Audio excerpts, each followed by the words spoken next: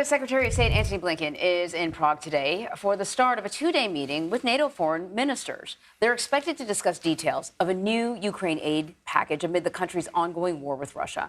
Earlier today, Blinken met with the Czech Republic's foreign minister and reaffirmed the importance of a strong alliance in the region. We're not only stronger, we're more likely to prevent, to deter aggression when we're united, when we're working together.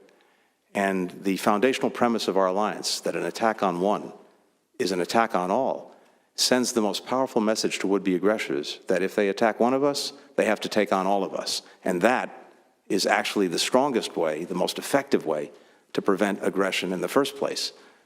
So I want to bring in CBS News reporter Olivia Gazis to talk more about Blinken's agenda. So, Olivia, Blinken signaled that the U.S. may allow Ukraine to strike Russian territory with American-provided weapons. They have not permitted that before. And they're not permitting it yet, but they may. Can you explain how big of a deal this is and what the concerns are?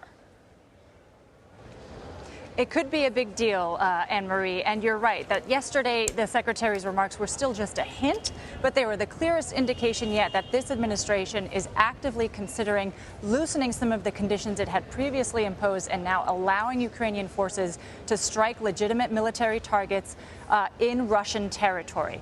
That is something that the Ukrainians have been asking for weeks now, and that increasingly Western countries, including France and Germany and even the NATO Secretary General, have been saying it's time to consider. It's important because it will allow the Ukrainians to strike at Russian military assets positioned just beyond Ukrainian borders that are still inflicting damage in the northeast of Ukraine using things like glide bombs and longer-range missiles.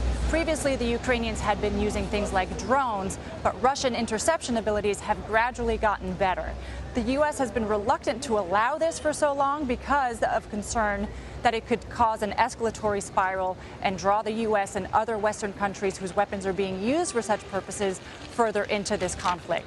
But as the Secretary said yesterday, as the Russians have adapted and adjusted on the battlefield, so too do the U.S. and other backers of Ukraine need to adapt and adjust. And that's why we're hearing about this possibility now. Olivia Gazis, thank you very much.